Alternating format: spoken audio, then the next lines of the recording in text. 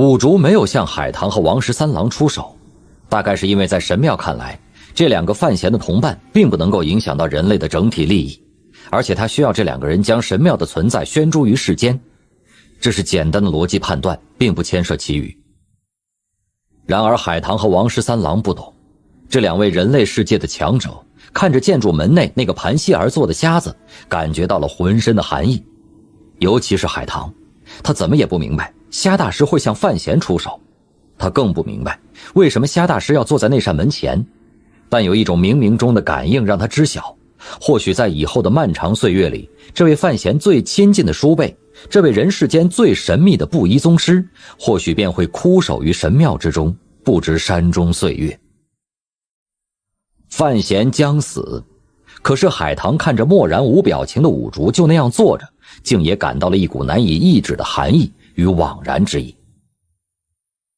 神庙里恢复了平静，那个温和平静而没有丝毫人类情绪的声音再也没有响起。微雪再次从天穹落下，四周的雪山若非存在的事物一般泛着晶莹的光。五竹默然地坐在大门前，纹丝不动，说不出的孤单与寂寞。雪下个不停，冷风而吹，人心是雨雪，寂寞没有起点，寂寞没有终点。范闲透过帐篷特意掀开的那条缝隙，看着帐外纷纷扬扬的雪，脸上没有丝毫表情，冷漠的有如那个在远方雪山中的瞎子。海棠和王十三郎历经艰辛将他背下了雪山，回到了宿营的地方。本以为范闲熬不过一天时间，但没有想到范闲竟然凭借着他小强一般的生命力活了下来。从醒过来的那一瞬间起，范闲就陷入了沉默之中。海棠和王十三郎知道他心里的情绪很复杂，所以并没有试图打扰，只是很简略地将他昏死过去以后的情形讲述了一遍。其实直到此时，海棠和十三郎仍然没有想明白，神庙为什么一定要范闲死，又允许自己二人活着。范闲的身体很虚弱，本来在这天地元气无比浓郁的地方冥想数日，渐有起色的身体，又因为这次大量的失血，到了濒临废弃的地步。然而范闲没有丝毫失望悲伤的情绪，他只是冷漠地看着帐外的风雪，一看便是许多天，小心翼翼地将养着自己的身体。按照原来的计划，他们离开神庙之后，必须用最快的速度南下，尽可能地避开夏季之后将要到达的大风雪，以及最为可怕的极夜。然而因为范闲的受伤，更因为范闲的坚持，营地一直停留在大雪山的后方，没有南移。海棠朵朵和王十三郎这些天眉宇间的忧色越来越浓了。虽说神庙之行一无所获，至少对于他们来说是这样，但能够活着进入神庙，活着离开神庙，已经是人世间不可能完成的任务，他们不可能再奢望更多了。他们当然明白范闲为什么不肯离开雪山，那是因为山里那座庙中有他最放不下的人。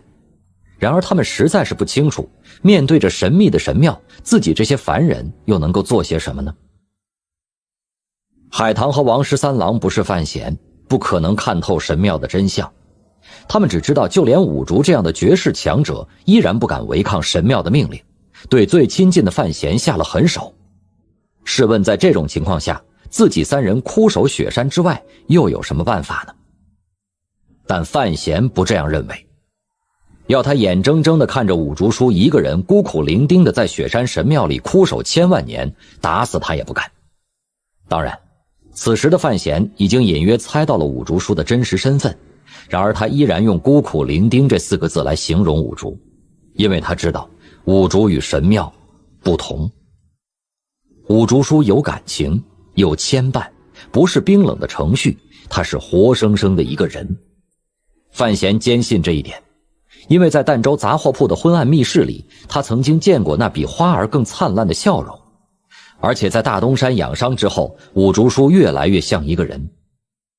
这种变化是从什么时候开始的，范闲不清楚。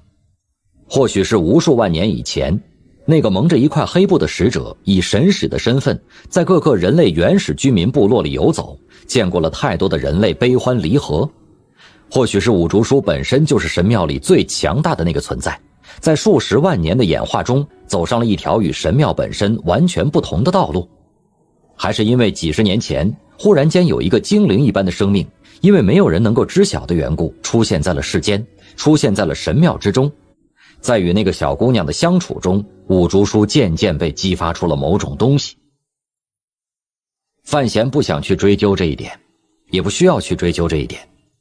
他只知道自己重生到这个世界时，便是靠在五竹叔的背上，他看见的第一个人就是五竹叔。五竹叔的背是温暖的，他的双眼虽然一直没有看过，但想来也是有感情的。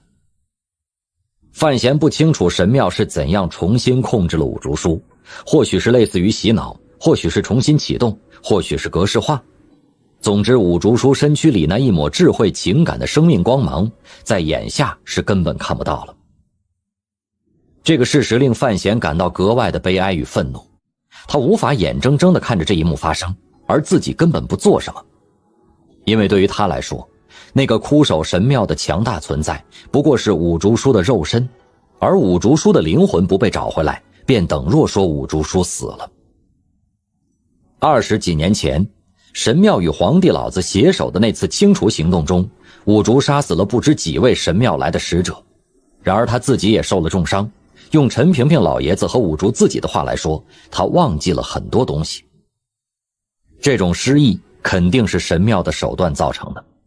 只不过好在五竹忘却了一些近年之前的事情，却对最近的事情记得很清楚。他记得叶青梅，还记得范闲，然而今日雪山中的五竹却什么也不记得了。范闲的眼帘微垂，眼瞳里却闪过一道极为明亮的光芒。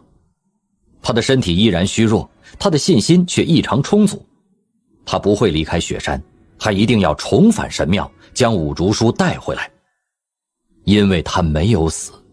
五竹那一次没有杀死他。范闲准确地判断出，神庙对于五竹叔这种完全不同的生命应该无法全盘控制，至少那几个名字，那几个既刻在五竹生命里的名字，成功地干扰了五竹叔的行为，让他没有杀死范闲。以五竹的能力，判断范闲的生死是太简单不过的事情，然而他放了范闲一条生路，这便是范闲眼下的信心。他相信五竹叔肯定会有醒过来的一天。很多年以前，叶青梅在苦荷与萧恩的帮助下逃离了神庙，在风雪之中向南行走，然后某日，当时4岁的小姑娘叹了一口气，在帐篷口向着北方痴痴地望着，说了一句话：唉，她也太可怜了。